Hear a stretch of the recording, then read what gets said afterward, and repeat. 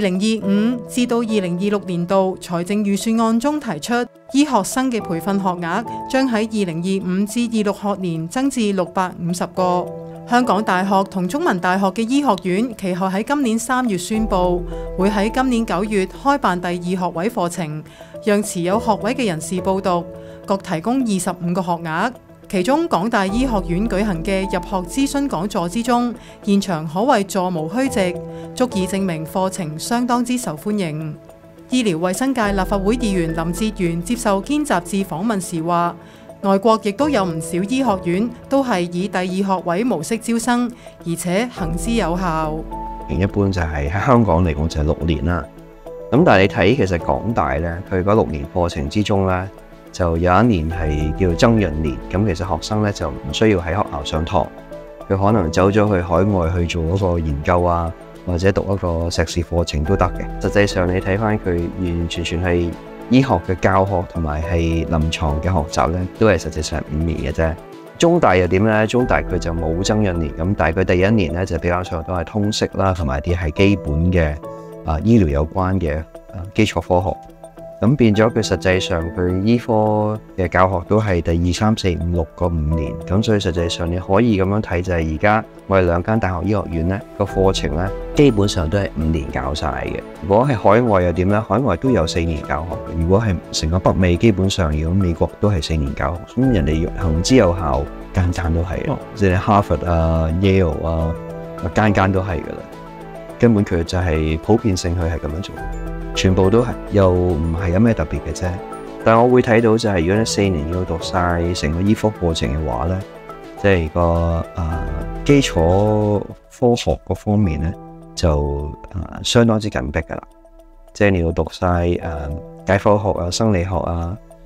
或者係藥理學啊、同埋生化學啊、微生物學啊、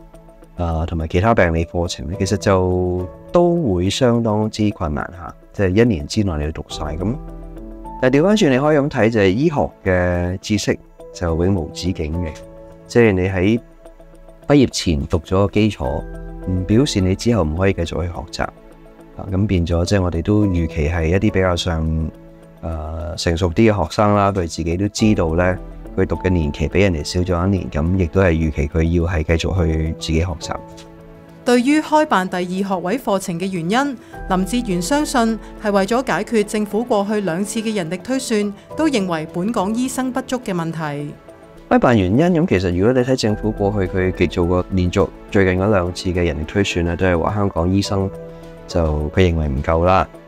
咁如果唔夠嘅時候，咁佢多年嚟其實佢都係增加緊醫學生。咁你見到2間大學嘅學生就由100幾，而家加到都300噶啦，即係1倍咁上下噶啦。咁至於你話係訓練醫護人員嚟講啦，咁我哋唯有係睇翻政府過去2次做嘅人力推算啦。咁而最後一次2023嘅人力推算咧，咁佢推算係去到2040年嘅時候咧，醫生都係唔夠人嘅。咁當然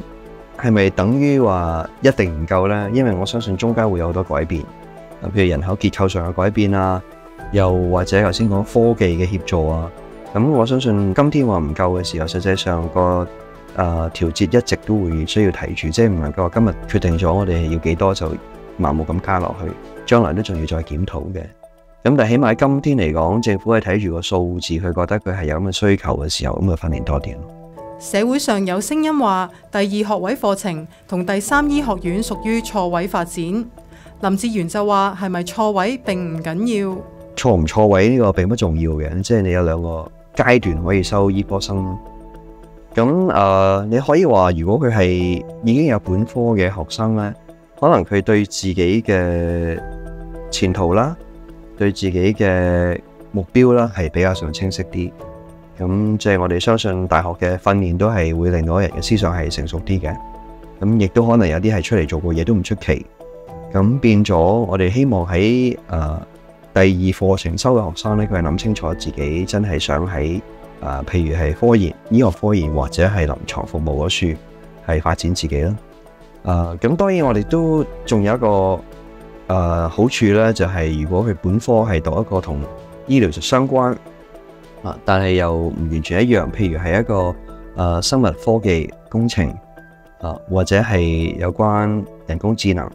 咁嘅時候，佢有嗰種知識呢，佢讀完醫科之後呢，或者佢喺一個crossover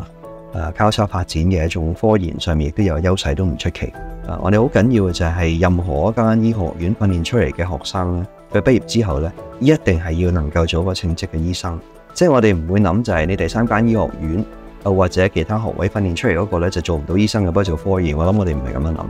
我哋諗佢都係可以有稱職嘅醫生嚟嘅。